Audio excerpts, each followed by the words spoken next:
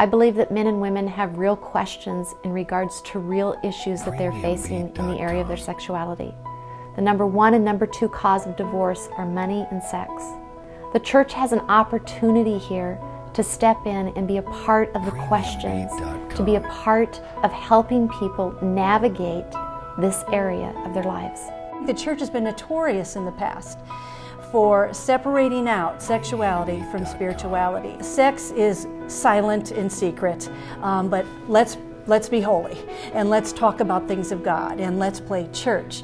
It's important to talk about sexuality in the church if we're really about the business of changing lives. It is rampant, the amount of people that come in and are honest about how their sexual behavior has hijacked their life and their healing and their wholeness. If we don't talk honestly about it, we don't move forward towards wholeness, which is what I believe God would have us do. Among Christian men, I think, who grow up in the church, they're given the message, just make it. Make it to the wedding night, white knuckle your way through the dark alleyways of lust, and then get married. And then, woo, finish line. And what I've found in my own life and in talking to other people is that that's where you primarily start hitting the sexual dysfunction that has happened even in our own minds.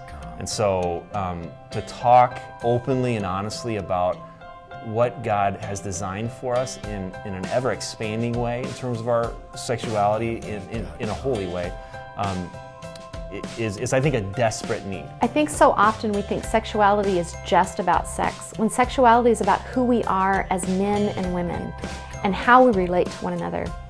I think the church is overwhelmed with the devastation that disordered sexuality is causing in our congregations. And pastors are wondering, where do I go? How do I get answers? True Essence is about providing a voice that speaks directly to some of the deep questions that people have. Everyone has them. We all have them. But deep down, are we willing to begin a dialogue with people? I can't overestimate how much holy sexuality has shifted my view, not just of our relationship, but of the male-female relationship in general. And I think the big shift that took place is the necessity of both, that it's not about trying to change the other, but to, in all relationships, come up underneath the other person in the way that God has designed us, male and female. My perception of sex has definitely changed, and I think I feel freedom to just really enjoy and have fun. There's just such lovely freedom in that. Holy sexuality has impacted my image of myself, profoundly, on every level. From body image to what does it mean to be a woman, to what's my place in this world. I think it has stretched me in every area. It has expanded my view of God, because I think in getting glimpses of who I really am, I'm getting bigger glimpses of who He is and who He made us to be. Holy sexuality has affected me and my relationship with God. Intimacy has always been a difficult thing for me.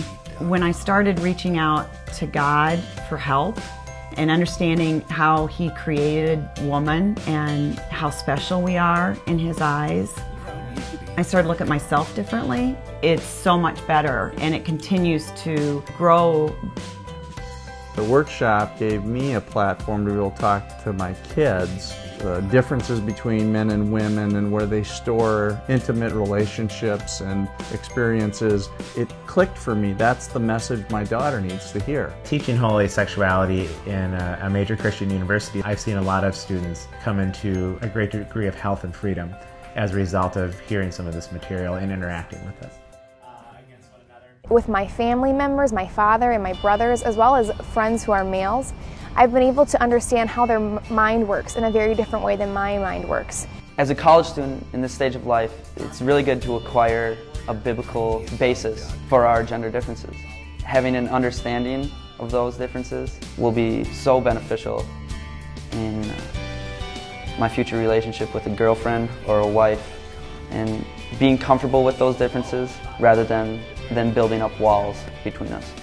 I continue to be amazed how simple truths that are embedded in Scripture, once they're partnered with people's real questions, create this incredible freedom for people to experience the fullness of their sexuality and their spirituality by God's true design. She has a way of demystifying and diffusing the information and bringing in a clear understanding of the male and female differences, as well as she wraps that whole thing up in God's beautiful design for sex within marriage. And now, as a therapist, you've brought in the spiritual aspect, and so I can now work with my clients from that dimension. And that's the place where the true healing begins, that God can go to the deepest places. I really think this workshop needs to be in every school and every church. It should be mandatory before marriage. PremiumBeat.com. What if we were to invite people to live in the potential power that their sexuality has to transform their lives and their faith? What if we lived in the tension of what God has created as good, and we dared to believe that it would transform the communities we live in? What if?